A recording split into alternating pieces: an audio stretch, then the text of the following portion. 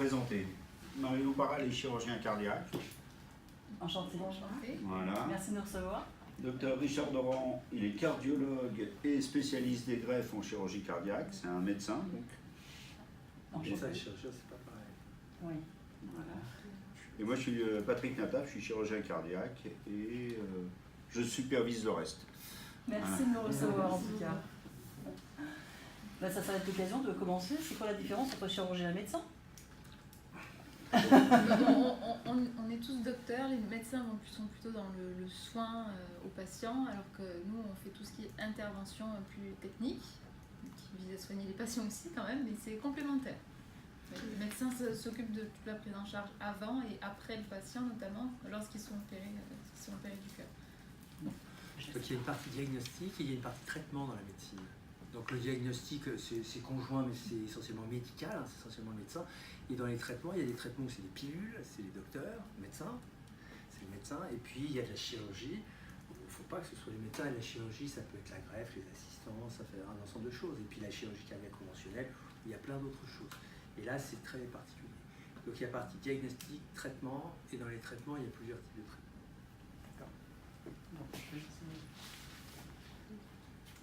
Justement, quels sont les différents, quel est le différent personnel médical qui a besoin avant et après et même pendant la greffe cardiaque. Voilà, donc la greffe c'est un ensemble. Hein. C'est un ensemble, c'est un patient d'abord qui est malade, qui a un cœur qui souffre au point où les traitements conventionnels ne suffisent pas. Donc il y a besoin d'une intervention chirurgicale qui consiste à réparer le cœur, à changer le cœur complètement. C'est-à-dire que le cœur ne peut pas être... Attendez 2 secondes. Le fait de changer le cœur, c'est une intervention chirurgicale. Mais le patient, d'abord, il faut faire le diagnostic de la maladie. Il faut savoir qu'il n'y a pas d'autre traitement à proposer. Il faut savoir que la seule alternative serait de changer le cœur. Et après ce changement de cœur, que le patient soit de nouveau suivi pour qu'on puisse évaluer l'effet du traitement chirurgical et également l'effet du fait de mettre un cœur étranger dans un corps de quelqu'un d'autre. C'est-à-dire qu'est-ce qui peut se passer? Le cœur peut être rejeté et il peut y avoir des tas de problèmes médicaux qui vont se greffer en plus du fait de ce changement de cœur. Et là, c'est pour ça qu'interviennent différents professionnels, médecin cardiologue qui va faire le diagnostic, des personnels paramédicaux, hein, toujours il y a, on va parler de médecins, mais il y a aussi des infirmières, des aides-soignantes, il y a beaucoup de monde qui s'occupe également des patients, le chirurgien qui va faire l'acte chirurgical, et de nouveau après, des médecins qui vont suivre le patient. Est-ce que ça répond à la question? Et du coup, vu que le patient se prépare à recevoir un cœur qui n'est pas le sien, est-ce que parfois il refuse l'intervention chirurgicale bien qu'elle soit nécessaire? Le patient qui refuserait l'intervention chirurgicale pour ne pas accepter le cœur de quelqu'un d'autre. C'est possible, il va répondre. Voilà, en fait, c'est toujours pareil. Ce qu'on explique aux patients, donc de façon très transparente, c'est la greffe, c'est une chirurgie qui est une chirurgie lourde, avec des contraintes qui sont des contraintes importantes après, parce qu'il faut prendre des médicaments, avoir des contrôles, donc il y a un certain nombre de choses quand même qui sont des choses qui peuvent faire peur et qu'on comprend qui fassent peur. Mais on pense qu'il faut faire une greffe quand, si on ne fait pas la greffe, c'est-à-dire le traitement alternatif, donne des plus mauvais résultats. Donc on dit très franchement aux patients, voilà, vous avez 2 solutions, comme toujours en médecine, hein, il n'y a pas blanc ou noir, il y a des solutions avec des risques, des avantages, des inconvénients. Et il y a un moment où la greffe, qui est un traitement qui comprend des risques, qui comprend des contraintes, devient le meilleur des traitements. Et on leur dit, voilà, nous on vous propose ça, vous nous dites ce que vous souhaitez, mais en tant que professionnel, on vous conseille d'aller vers cette solution-là, en sachant qu'il y a un risque opératoire, périopératoire, parce que la chirurgie, elle se passe dans l'immense majorité des cas très bien, mais périopératoire au moment de la réanimation. Puis après, il y a des contraintes, il y a des médicaments pour empêcher les rejets à prendre pour la vie entière. Ces médicaments, ils ont des effets indésirables, il faut avoir une surveillance, donc voilà, on dit un petit peu aux personnes. Mais pour répondre donc de façon, c'est vrai que c'est une prise en charge très complète, c'est-à-dire il y a des chirurgiens, il y a des médecins, il y a des réanimateurs, il y a des psychologues, il y a des diététiciens, il y a de la kiné, et puis et ça c'est la partie que nous on voit. Et puis il y a une spécificité à la greffe, c'est que c'est un traitement qui utilise un élément du corps humain. Donc il faut que par ailleurs, il y ait des gens qui recense des donneurs en mort encéphalique et qui organise des prélèvements des donneurs. Donc il y a une partie aussi qui est que le fait que le cœur, la greffe cardiaque, c'est un traitement qui implique encore une fois un élément du corps humain et donc une espèce de chaîne qui va au-delà de ce que nous on fait. Donc c'est un traitement assez particulier. Et du coup, par rapport à ça, comment vous instaurez les priorités dans l'ordre des patients qui vont recevoir une greffe? Parce qu'il y a sûrement beaucoup de demandes, mais les dons... Aujourd'hui, si tu veux, alors il faut aller sur le site de l'Agence de la biomédecine parce que ces chiffres ils sont disponibles. Donc vous verrez, il y a 2 candidats pour un greffon. Donc il y a 2 personnes qui attendent, et alors qu'il va y avoir qu'une seule greffe. Donc il y a 50% des gens qui sont élus et 50% qui ne le sont pas. Ceux qui sont greffés parmi les nouveaux inscrits aujourd'hui, c'est, quand on regarde 1 an après l'inscription, il y a 74% des gens qui sont greffés 1 an après la greffe. La médiane d'attente, alors ça c'est le média que vous avez fait ça, c'est-à-dire 50% des gens sont greffés au bout de 3 mois actuellement en France. Mais il y a quand même une discordance entre le nombre de patients qui sont sur les listes d'attente et le nombre de greffons qui sont disponibles, de cœurs greffables qui sont disponibles. Donc il y a une discordance qui est de 1 sur 2. C'est pour ça qu'il y a effectivement des règles de répartition qui sont faites par cette agence sanitaire qui s'appelle l'agence de la biomédecine. C'est pas on est inscrit, on va passer en fonction de son ordre d'inscription. C'est-à-dire que pour que ce soit équitable les choses, on tient compte dans les règles tiennent compte de la gravité des patients et donc du risque plus ou moins important de décéder plus ou moins vite. Et les gens qui sont les plus urgents vont passer avant les autres, même s'ils viennent d'être inscrits. Quand quelqu'un arrive et qu'il est très très mal, en général on lui met une machine et avec la machine on lui donne un accès favorisé. Et les gens à l'inverse qui sont chez eux, qui attendent chez eux, sont moins prioritaires. Donc la priorité elle est faite en fonction du risque de décès rapide dans les jours et les semaines qui viennent. C'est ça qui va faire la priorité. Alors on a des tas de méthodes pour calculer un petit peu le risque. Aucune de ces méthodes n'est satisfaisante. Enfin, il y a des méthodes. Et du coup, est-ce qu'il est vrai que j'ai fait quelques recherches que vous préférez greffer des cœurs sur des patients susceptibles de mieux recevoir la greffe et de pouvoir prendre les patients plus jeunes plutôt que de préférer les patients plus vieux parce qu'ils ont plus une chance de survivre entre guillemets de la greffe? Alors, là, ce qu'on traite, c'est l'insuffisance cardiaque. L'insuffisance cardiaque, c'est une maladie des gens âgés. Il y a des gens jeunes qui ont l'insuffisance cardiaque, il y en a, mais il y a beaucoup de gens âgés. C'est quand même une maladie. Chez les moins de 30 ans, c'est, 0,1%, et chez les plus de 70 ans, c'est 10% des patients. Donc, il faut traiter, on est dans le monde dans lequel on est, pas dans le monde qu'on voudrait qu'il soit, hein, donc on fait en fonction de ça. Ce qu'on souhaite faire, en fait, puisqu'il faut prendre en charge les gens jeunes, les gens moins jeunes et les gens âgés, c'est faire en tout cas en sorte que l'âge du donneur et l'âge du receveur soient assez proches. C'est-à-dire que l'espérance de vie de la personne qui va être greffée et l'espérance de vie du cœur qu'on greffe soient un peu les mêmes.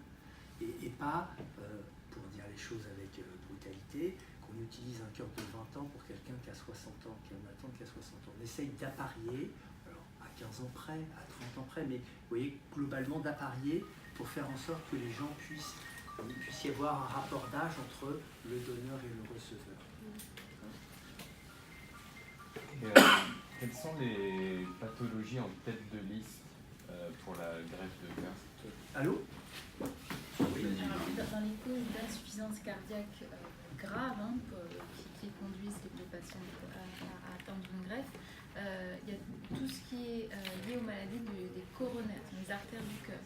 Donc, ce sont des gens qui vont faire des infarctus, par exemple, parce qu'ils ont fumé ou ils ont du cholestérol ou des choses comme ça, ont bouché leurs artères du cœur et leur muscle cardiaque, à manquer d'oxygène pendant trop longtemps, va devenir fatigué de manière irréversible. Donc ça, c'est tout ce qui est la cause ischémique, on appelle ça. Après, il y a d'autres causes non ischémiques, il y a des causes familiales, des gens pour de raisons génétiques ou de manière totalement inconnue, naissent avec un cœur ou vont développer au cours de leur vie une maladie de leur muscle cardiaque qui va gonfler, qui va se dilater et qui ne va plus être capable de se contracter normalement. Donc ça fait partie des cardiopathies dilatées dites idiopathiques, sans cause ischémique ou sans cause connue. Après, il y a plein d'autres maladies qui peuvent fatiguer le cœur. On peut avoir des maladies des valves du cœur qui, à long terme, peuvent fatiguer le cœur. On peut avoir des inflammations du cœur, soit dues à des infections, soit dues à des anticorps qu'on ne connaît pas, c'est des myocardites. Après, il y a des troubles du rythme aussi qui peuvent fatiguer le cœur. Il y a des malformations congénitales aussi qui peuvent nécessiter une greffe. Et puis il y a certains médicaments aussi qui sont toxiques pour le cœur, des chimiothérapies notamment, l'alcool aussi. Voilà, il y a plein de choses qui peuvent empêcher le muscle du cœur de se contracter normalement et puis de manière irrécupérable, malgré les médicaments. Et sur un point de vue plutôt de durée, une greffe cardiaque est à prendre en charge donc assez rapidement, mais le suivi après, donc, il dure toute la vie, j'ai envie. Combien de temps par exemple il reste à l'hôpital le patient? Ça dépend beaucoup des suites. Alors ça dépend dans quel état le patient était avant l'opération. Il y a des gens qui attendent à la maison d'avoir un cœur parce qu'ils sont essoufflés au long cours et puis que les médicaments ne suffisent plus. Et puis il y en a qui arrivent en urgence à l'hôpital, qui sont sous une machine, qui ont des problèmes de reins, de foie ou au niveau des poumons et qui sont quand même beaucoup plus fatigués que le patient qui est à la maison.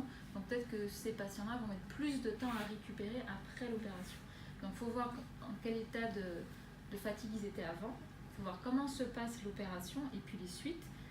Si tout se passe bien, ça peut être quelques jours, quelques semaines, et puis des fois c'est plusieurs mois s'ils ont besoin de récupérer les fonctions de leurs autres organes ou s'ils font une complication liée au traitement de la greffe ou liée à leur maladie antérieure.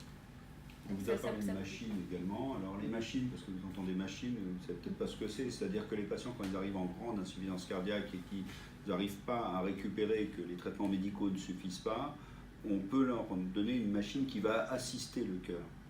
Il y a différents types de machines. Ce qu'on appelle les ECMO, CMO, c'est juste 2 petites canules qui permettent de réoxygéner le sang et de le réinjecter dans la circulation, donc qui remplacerait la fonction cardiaque et pulmonaire pendant un certain temps.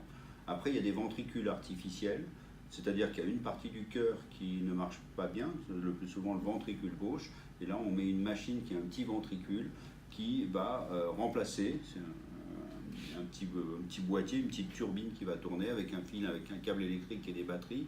Ces gens-là, une fois qu'on a implanté avec un ventricule artificiel, ils peuvent retourner à la maison et attendre également le cœur.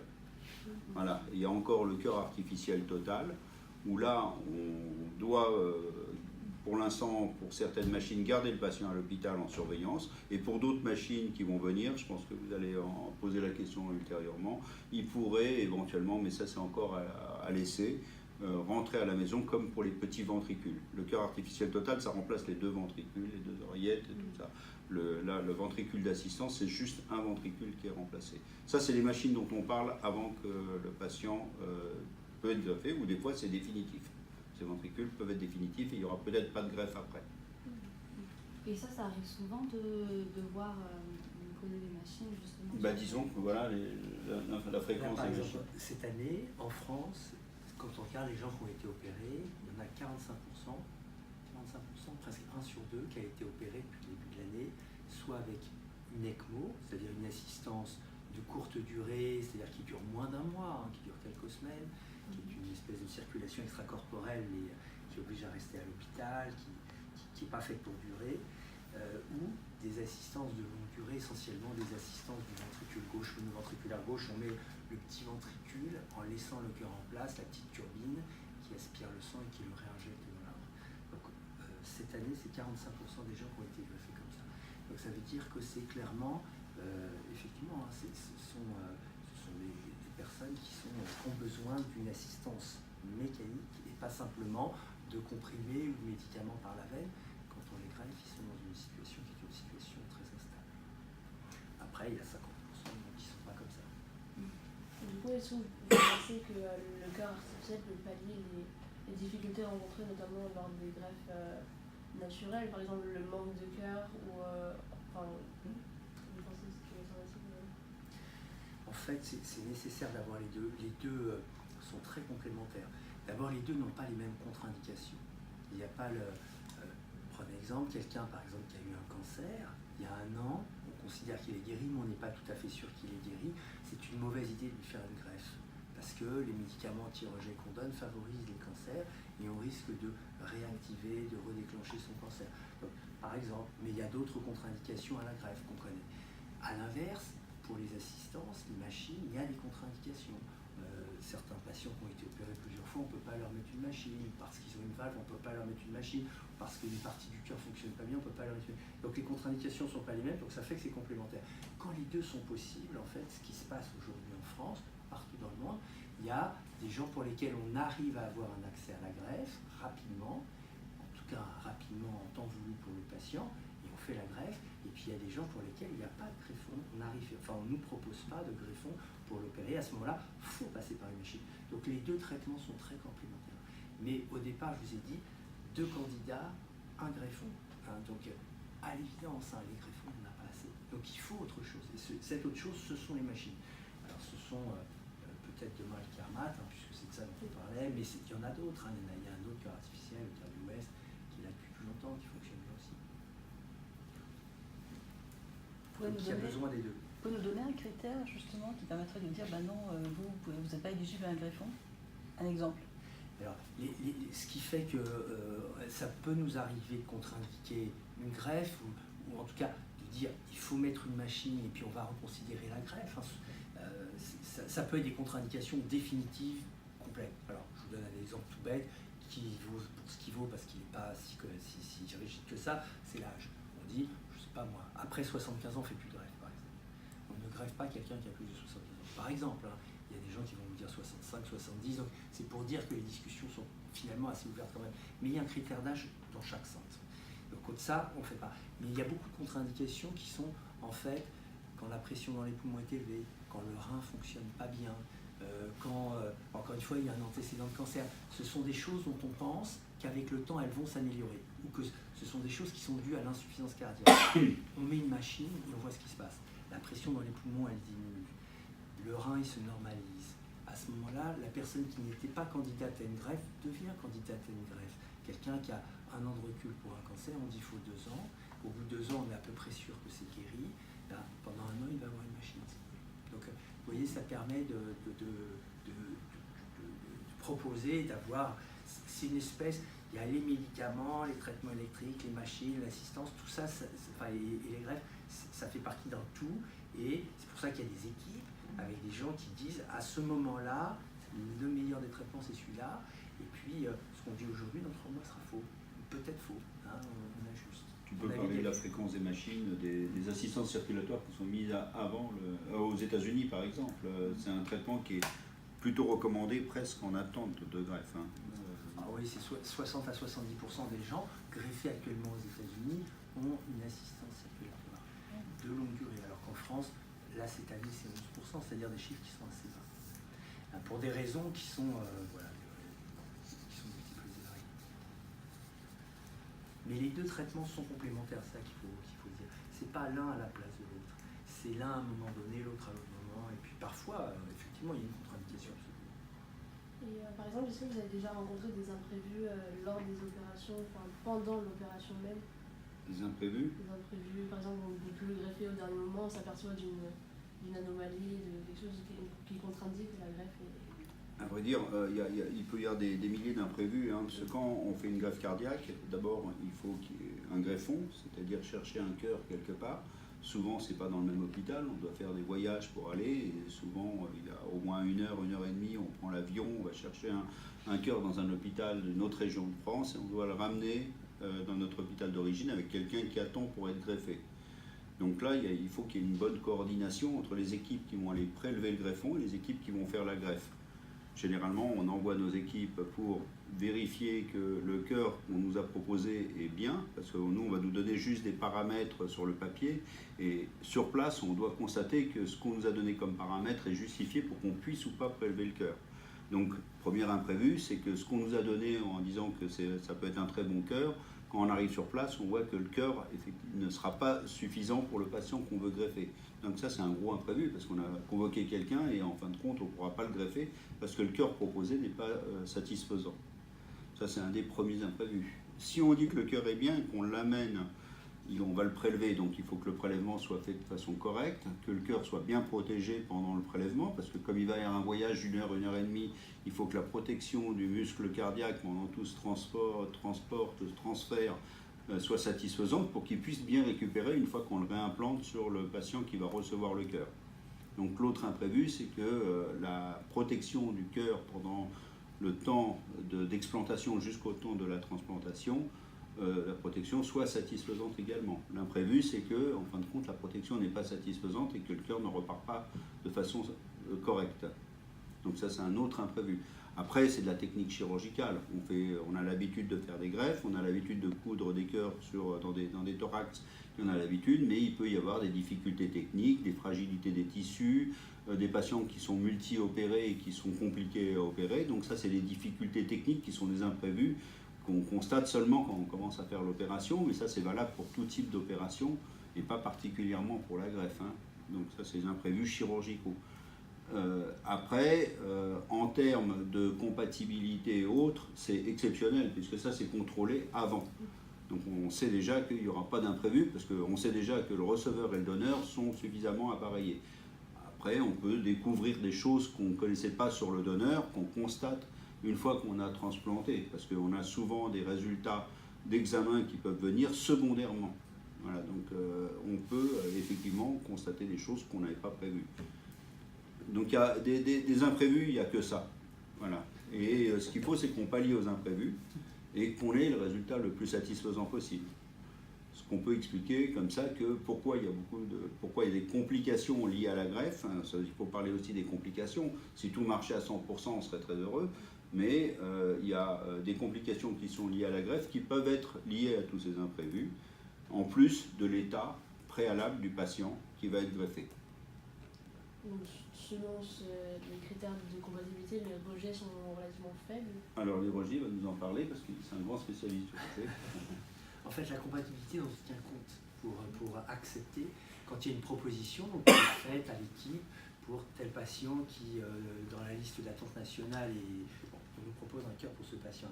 Ce qu'on regarde, c'est quoi? Il y a des compatibilités morphologiques, toutes bêtes. Hein, on ne peut pas greffer un cœur de quelqu'un qui fait 50 kg sur quelqu'un qui en fait 90 parce que le débit du cœur n'est pas le même, donc il y a une compatibilité morphologique assez simple.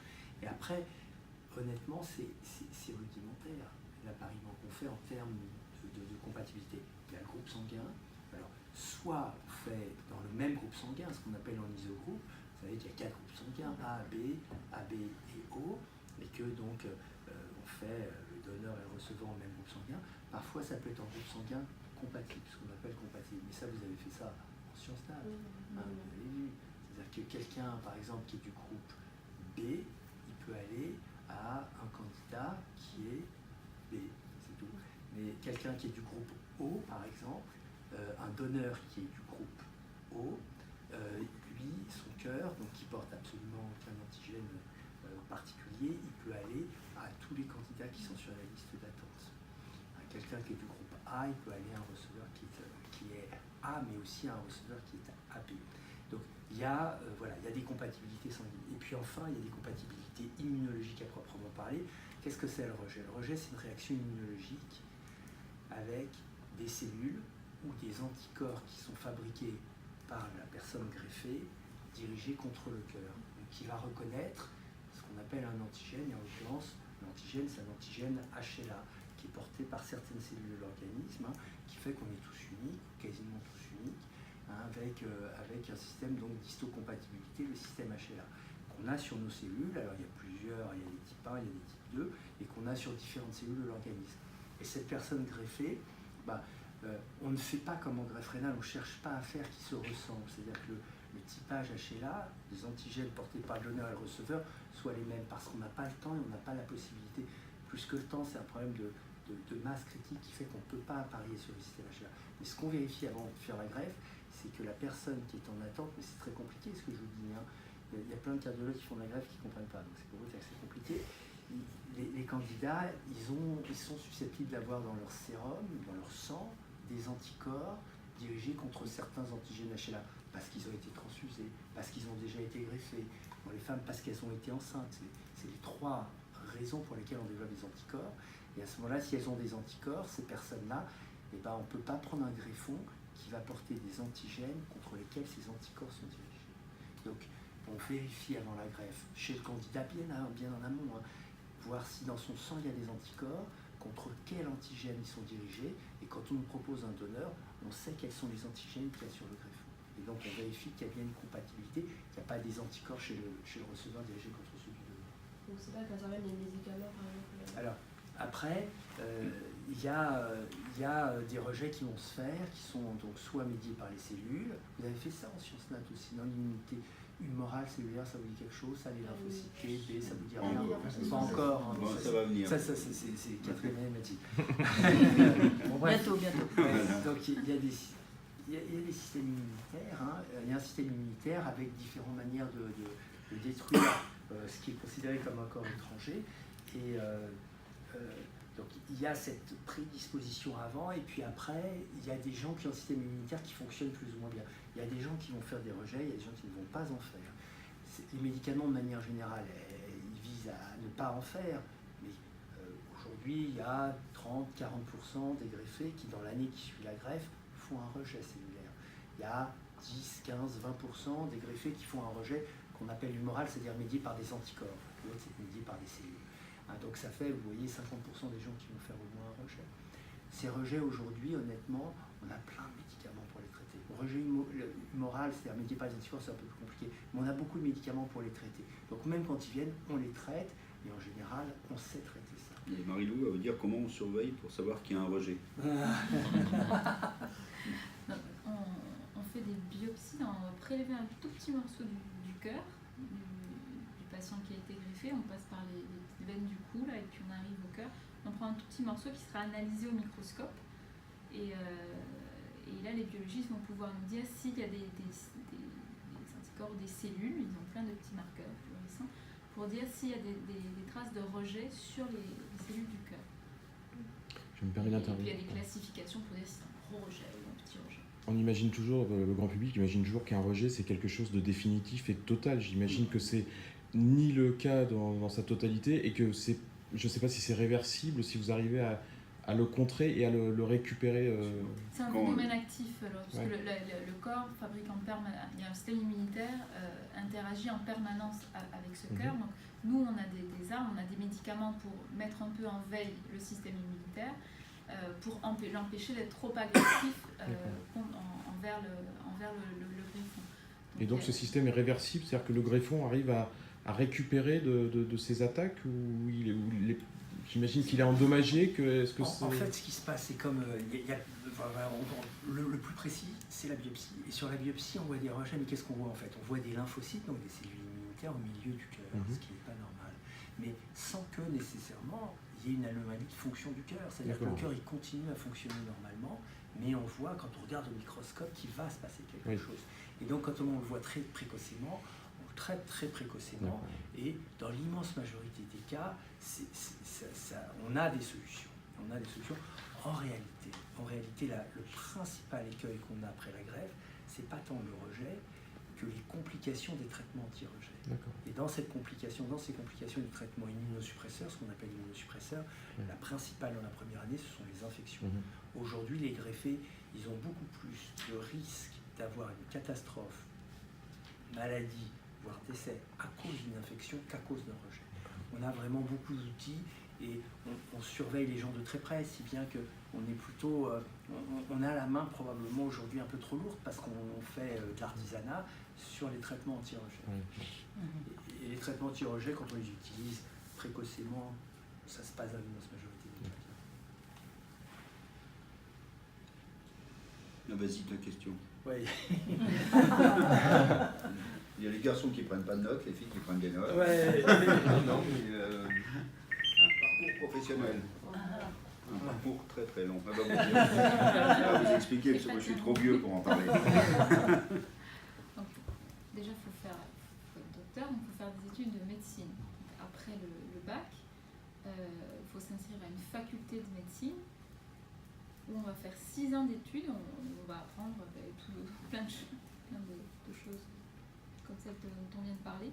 Donc 6 ans d'études de médecine. À la fin de ces 6 années, on va passer un concours qui qui nous permettent de choisir une spécialité. Est-ce qu'on veut être médecin, est-ce qu'on veut être chirurgien, radiologue, psychiatre, ce que vous voulez. Après ces 6 années générales, il y a 3 à 5 ans de spécialité. Pour être médecin généraliste, c'est 3 ans aujourd'hui. Pour être chirurgien, c'est 5 ans. Où on va apprendre la chirurgie, notamment la chirurgie cardiaque. À la fin de cette spécialité, ben là, on apprend à travailler tout seul. Donc, on est encore étudiant, mais on prend un peu plus autonome. On dit qu'on est chef de clinique, on appelle le clinica. Donc, au début, on est étudiant en médecine, après, on est interne en spécialité, et ensuite, on fait un clinica pour commencer à soigner nos patients tout seul. Apprendre à être entièrement autonome, parce que c'est un métier technique qui nécessite beaucoup de répétitions et beaucoup d'expérience. Donc, on n'est pas lâché comme ça sur des patients, c'est pas des cobayes, c'est du compagnonnage. Après, on peut choisir d'exercer de pratiquer sa chirurgie dans une clinique privée ou à l'hôpital, dans un milieu hospitalier public. Et à l'hôpital, on peut avoir une fonction purement de soins hospitalières, ou on peut avoir une fonction universitaire, c'est-à-dire qu'en plus de l'activité de soins, on va faire de l'enseignement à l'université, on peut faire de la recherche en laboratoire. Donc c'est 6 plus 5 plus 2 à 4 ans de clinica, et puis après vous pouvez rajouter des années de recherche, de soins. Plus si affinité, on peut toujours rajouter plein de choses. On peut aller à l'étranger, donc vous avez encore 18 ans. Voir comment font les autres, se spécialiser. J'imagine qu'il y a des publications, peut-être des documents sur lesquels, par exemple, j'allais dire, notre petite équipe pourrait s'appuyer, ou s'ils ont d'autres questions qu'ils n'ont pas forcément là sur le moment. Si c'est plutôt sur la greffe, il y a effectivement le site de l'Agence de biomédecine, c'est l'ancien établissement français des greffes, qui publie son rapport d'activité chaque année. Vous aurez le nombre de prélèvements d'organes qui sont faits, le nombre de greffes en tout, le nombre de greffes du cœur et le résultat de ces greffes à court et à long terme. Alors après, si vous parlez un peu plus anglais, il y a l'équivalent, mais au niveau des mondial, plutôt américain. Donc c'est ISHLT. Si vous voulez savoir un peu dans le reste aux États-Unis comment ça se passe, c'est la société d'ingénierie de transplantation de cœur et de poumon. Et après, il y a des revues un petit peu générales, mais après, vous allez rentrer dans des choses qui sont très spécialisées. C'est-à-dire que Déjà, vous avez le recueil de l'Agence de biomédecine, vous aurez tous les chiffres nécessaires. Déjà en France, oui, et puis si vous allez sur Internet, il y a plein d'associations de patients qui ont été transplantés ou qui ont eu des machines, comme on dit, des assistances mécaniques, qui expliquent de manière assez simple leur parcours. Je pense sur les sites des fabricants d'assistance, on doit pouvoir voir à la fois des interviews et des choses. Par exemple, il y a Abbott, il y a 2 grandes boîtes qu'on fait. Abbott, ça s'écrit ABBOT, qui fait ça, mais il y a aussi Medtronic qui fait ça, qui est l'autre machine. C'est Abbott qui en fait plus actuellement. Alors dans Abbott, c'est une énorme compagnie, et à l'intérieur, il y a une sous-unité qui s'occupe des assistances mécaniques. Et donc, il y a, je suis sûr, des interviews de patients, ils montrent le dispositif, ils montrent... Même sur YouTube, on en voit un qui fait du ski avec son assistance. Dans la liste, c'est bon ou encore? Faut que vous ayez 20 sur 20, n'oubliez pas. Attention, là, on s'engage. Moi, une serait est-ce que vous savez comment les établissements sont autorisés ou non à pratiquer des greffes, puisque des établissements hospitaliers qui sont autorisés alors que d'autres non? Très bonne question, Vanille. Ce qui se passe là actuellement en France, il y a 23 établissements qui sont autorisés à faire des greffes. Ce sont des lignes, encore une fois, que vous retrouvez sur le site de l'agence. Il y en a 2 parmi les 23 qui ne font que de la greffe pédiatrique. Un à Paris, un à Marseille. Et les 21 autres, ils ont des autorisations pour l'adulte ou combinées parfois adultes et enfants. En général, ce qui a été fait, c'est que déjà font la greffe cardiaque, qui sont sur Paris d'ailleurs, qui font de la greffe cardiaque et qui ne sont pas des CHU à proprement parler. Mais c'est des établissements où il y a des professeurs d'université aussi dedans. Donc c'est très spécial. Après, la manière dont c'est décidé, en fait, aujourd'hui, ce sont des ARS, ce qu'on appelle les agences régionales de santé, qui vont donner une autorisation ou pas, en conformité avec ce que l'agence de la biomédecine dit. L'idée, c'est de faire en sorte que là où il y a besoin, il y ait une équipe qui le fasse. C'est-à-dire que il y a, alors ça c'est l'idée, on est en France, on a un pays latin, on a des tas de raisons, mais donc il y a parfois des longues histoires qui peut justifier le fait qu'il y ait des endroits où il y a de la greffe et pas beaucoup finalement de besoin, mais c'est essayer d'adapter l'offre de santé dont la population a besoin aux besoins de la population. Donc en pratique, les ARS, elles regardent combien il y a d'insuffisance cardiaque dans sa région, comment ils vont, s'il y a beaucoup de décès, et elle va dire il y a besoin d'un centre, et à ce moment-là, il faut monter une équipe. Mais aujourd'hui, la tendance n'est pas à ouvrir des nouvelles équipes, elle est plutôt au contraire à les regrouper, parce que on l'a vu, c'est énormément de ressources humaines, ressources financières, c'est considérable l'argent que ça coûte. Une greffe, on estime que c'est 150 000 € pendant la première année, probablement 200 000 €, et voilà, donc il faut que ce soit fait par des gens qui fassent pas ça une fois par an, il faut qu'il y ait un certain volume d'activité. Et vous en faites combien ici? L'année dernière, 41 000 par exemple. Pratiquement une par semaine, à peu de choses. Voilà. Pas loin. Ouais, Un peu moins. un petit peu moins, et puis là, cette année, on est plutôt à 34, 35, 37, on va être aux alentours de 40. Merci. Et qui est présent pendant l'opération, à part le chirurgien cardiaque? Il y a des anesthésistes, des infirmières anesthésistes, des infirmières, des perfusionnistes, celui qui fait marcher la machine qui va remplacer le cœur et les poumons pendant l'opération de chirurgie cardiaque. Ça fait il y a une dizaine de personnes. Plus, il ne faut pas en compter l'équipe qui va prélever également, qui va partir pour chercher le cœur. Donc il y a encore 1 ou 2 chirurgiens, éventuellement une infirmière qui suivent. Et qu'on va s'en servir pour traiter quelqu'un d'autre. Ce qui est quand même un traitement tout à fait un peu transgressif, qui est plus sujet à débat, parce que là vous savez qu'il y a la loi de bioéthique qui est en train d'être révisée. Dans la loi de bioéthique actuelle, il y a des sujets sur la génétique, sur la PMA, sur des tas de choses, pas sur la greffe d'organes. C'est-à-dire qu'aujourd'hui, la greffe d'organes, on considère qu'il n'y a pas de problème. Mais enfin qu'il n'y a pas de sujet éthique à proprement parler. Et c'est quand même un traitement très particulier. On prend un organe chez un mort et on appelle mort quelqu'un. Il faut que ce soit très clair, qu'un mort encéphalique, c'est-à-dire quelqu'un dont le cerveau n'est plus perfusé. C'est ça la mort encéphalique, c'est-à-dire qu'il a eu pour une raison X ou Y une hypertension dans la boîte crânienne, il n'y a plus de sang qui passe dans la tête, et donc cette personne n'a plus de cerveau. On a 3 minutes avant que tous les neurones meurent, et là cette personne n'a plus de cerveau. Et donc on dit, ça c'est le décès, c'est ça comme ça qu'on définit la mort, c'est une mort encéphalique. Et chez ces personnes-là, si la règle actuelle, s'ils ne se sont pas eux-mêmes opposés au prélèvement d'organes, alors de leur vivant par l'intermédiaire d'un registre ou parce qu'ils en ont parlé à leurs proches, à ce moment-là, ils sont susceptibles de prélever. Voilà. Et vous ne pouvez pas ne pas parler de la greffe sans parler du don qui a été fait, parce que quelqu'un qui a dans sa famille, même si la personne ne s'était pas opposée, on demande quand même aux familles si on peut prélever ou pas. Il faut parler de ce don qui est vraiment quelque chose de très très fort, et important de penser aux familles des gens qui ont accepté le don. Et on ne peut pas parler de la greffe sans oublier les familles de la personne qui est décédée, parce qu'on sauve peut-être des gens en les greffant, mais il faut penser que ce don-là, c'est une des choses les plus grosses. Et on a parlé tout à l'heure de l'acceptation a priori par le patient de la greffe à venir. Est-ce qu'à l'issue de la greffe, il y a parfois des complications psychologiques, des gens qui ont du mal à accepter ce qu'ils ont accepté aux parents, mais être la greffe cardiaque, c'est le traitement de l'insuffisance cardiaque, c'est pas le traitement des autres choses. Donc les personnes, elles sont toutes différentes, les personnes qui vont se faire greffer, et on ne va pas régler les autres problèmes. Et je dirais même que dans un certain nombre de cas, on va les majorer, parce qu'il y a ces contraintes des médicaments, du fait que pendant un certain temps, les personnes sont dehors de chez elles, qu'elles reviennent chez elles, et donc il y a une place à retrouver, il y a un équilibre à retrouver. Donc on est susceptible, après une greffe, de majorer des conflits plus ou moins bien gérés, plus ou moins intestins. Mais oui, bien sûr. C'est pour ça que dans les équipes, il y a une psychologue. Oui, c'est ce que j'ai demandé.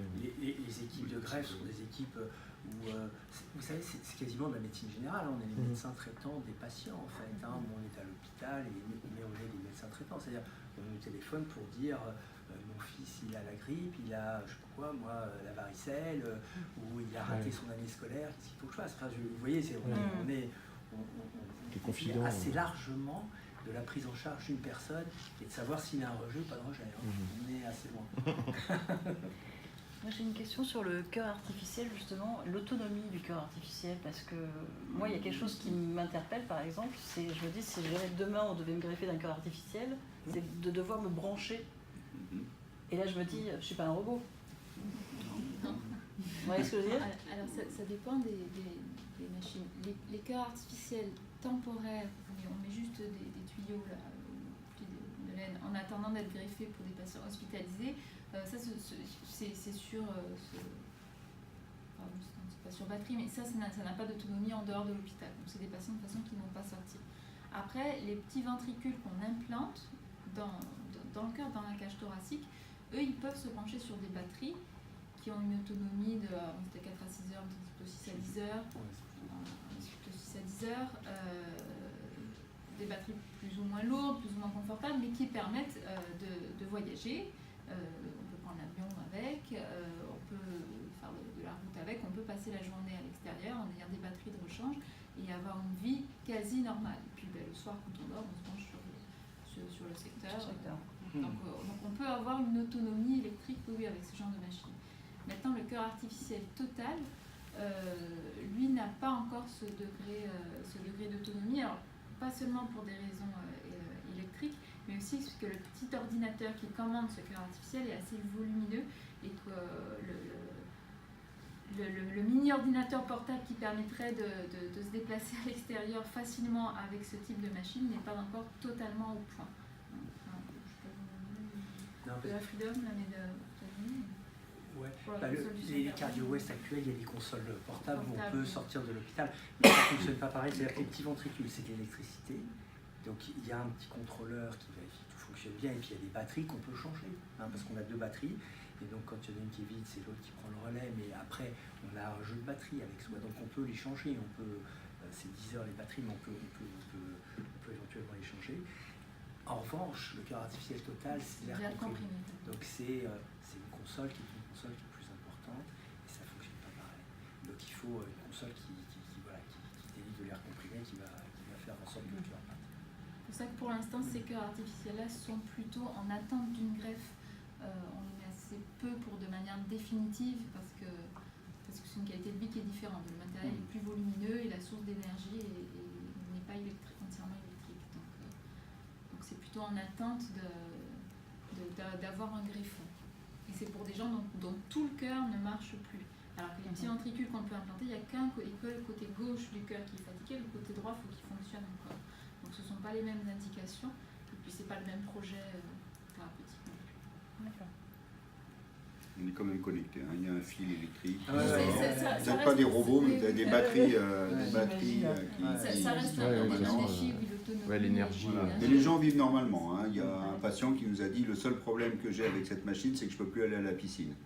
Voilà, vous voyez, donc on peut relativiser. Prendre des douches, c'est ce que j'ai vu. Ils ne peuvent pas aller à la piscine ou à la plage. Oui.